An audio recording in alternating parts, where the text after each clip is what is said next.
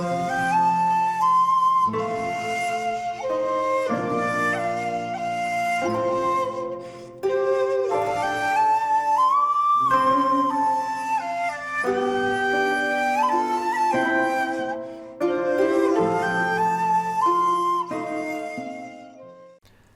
there, this is Solitary Ronan from Solitary Ronan Films, and welcome to another random review. Today's random review is Celia, written and directed by Anne Turner, from 1989. This is a second run release of an Australian film. I don't think I've talked that much about Australian films on this channel very often. This is another wonderful release from second run, and you get the booklet, 24 whole pages. It's a 2K scan. There's a 2021 retrospective documentary, mostly on Zoom because that's the world we live in, called Celia's World, which is excellent, and that kind of goes into the background of the film. It's set in Christmas 1957 in Australia, height of the Cold War, and everybody being against communism, and also they have a plague of rabbits in the country. There's an archive interview with Anne Turner and Alexandra Heller-Nicholas, who we usually just hear her voice in extras on boutique labels, and we actually see her in conversation talking about Celia with a curator of an Australian film festival, Maria Lewis. So it's a really good package by second run, as we're kind of used to these days. Second run really are an excellent label doing films that perhaps nobody else is going to release. This is one of those coming of age films about a 9-year-old girl who's going to her grandmother's with a cup of tea or something, and she turns her over and she's obviously dead. Then we quick cut to her funeral, and then we cut to Celia's nightmares, which feature the Hobbyas. Probably not pronouncing that right. It's like a grim fairy tale that dates back to the 1890s about these strange creatures that come and take people away in the middle of the night. And the story goes, this old man and woman, the Hobbyas, are coming every night to get them, and their dog Turpie keeps barking to warn them, but the old man cuts various parts of Turpie off to stop him barking, and the dog gets into smaller and smaller pieces every night as he's trying to protect the old man and the woman from the Hobbyas, and eventually the Hobbyas take the old woman away. It's quite dark. So that's what Celia dreams about at night. She dreams of having a pet rabbit. As I said, it's in the height of the rabbit plague that Australia had in the 50s. We see some newsreel footage of lots of rabbits being killed. I'll say it now, if you've ever loved a rabbit in your life, this film is pretty brutal. And there was tears when I was watching it, because it's a difficult watch if you've ever been in love with a rabbit. And her arch nemesis, another schoolgirl, she has her pet rabbit. She's the daughter of the local police sergeant. Like I say, it's a Christmas break, and Celia's family, after the death of her grandmother, they get new neighbours who have 3 children, 2 boys and a girl, and Celia automatically starts playing with them and hanging out, and she's in the rival gang who do various things, from throwing rocks at each other to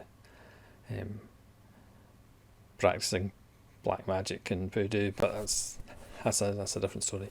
And eventually it kind of turns out that the neighbours might be communists, and there's a lovely reveal of how Celia's father finds this out, because the next door's neighbour, the woman, turns a communist leaflet into a paper aeroplane. So he's sitting at the dinner and unfolds the paper aeroplane to see a communist leaflet. So that starts tensions between the two families, because obviously communism is not just a red herring in this film.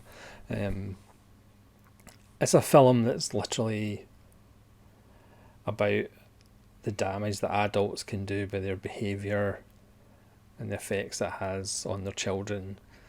They probably don't realise the effects they're having on their children. The father has, or is somewhat attracted to his neighbour, and tries to get closer to her. This is before he finds out she's a communist. After that, there's pressure, and the father of the neighbour, not the father of the neighbour, the neighbour, he loses his job. Again, Celia is told not to play with the children, but obviously Celia is quite strong-willed, and she continues. She does get a pet rabbit as blackmail for not playing with the children. And then you spend the rest of the film hoping that the rabbit doesn't come to harm. And again, all heads to a climax, which goes in all manner of directions, but generally a bad direction. The government then bans pet rabbits, so you have to hand in your pet rabbit, which is obviously a very horrible and stressful time for Celia. And eventually the government then gives permits to go get your rabbit back, but let's not talk about that. The Hobias do have very nice kind of creature makeup, and they appear in dream sequences, but also the line between fantasy and reality gets blurred in Celia's mind, and her view of the evil in the Hobias are generally in the guise of men. This film is really about the bond between women, the generations of women. Obviously she was really close to her grandmother, but then we see the grandmother's books, and there's books on Lenin and Marxism, so chances are her grandmother was actually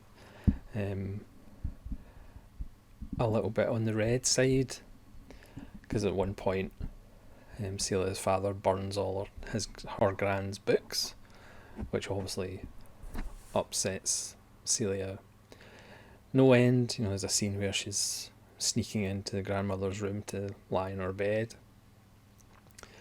It's a wonderful performance by Rebecca Smart, who plays Celia. I would say it's one of the best performances by a kid in a film that I've seen, because let's be honest, a lot of children in films can be really annoying. But Rebecca Smart gives a wonderful performance. She's got great eyes, and you're on her side pretty much for the whole of the film. And then the bond between her mother, which grows deeper near the end of the film. Again, I won't go into the plot reasons why. Her mother kind of gets hints about what her husband's been up to with the neighbour, and also just this blind obedience to the government. because at one point in one of the classroom scenes, Celia turns the president into a hobbya with a crayon, and she's punished for this, even though the teacher's pretty much, he's our leader, we must do whatever he says, and it's like, that kind of sounds a bit like communism, doesn't it? It's just a wonderful little film. Obviously, it's at Christmas, but it's Australia, so there's no snow, strangely enough. It's bright sunshine, but there's a lot of dark undertones going on in the film. It's another wonderful release by Second Run. As a kind of dark fantasy and reality film. There's kind of gallows humour in it. But like I say, if you've ever been in love with a rabbit, it can be a bit of a difficult watch. And I'm not just talking about the newsreel footage. Celia, 1989, from Australia. Again, haven't talked that much about Australian films. But this is one that's well worth having a look at. Like I say, the feature-length documentary from last year is really informative about the climate in Australia regarding communism. It's very interesting. So thanks very much for watching this random review. Please let me know if you've seen Celia and what you thought of it. And hopefully you'll join me again for more random reviews. This is Solid Ronin from Solid Ronin Films, saying farewell.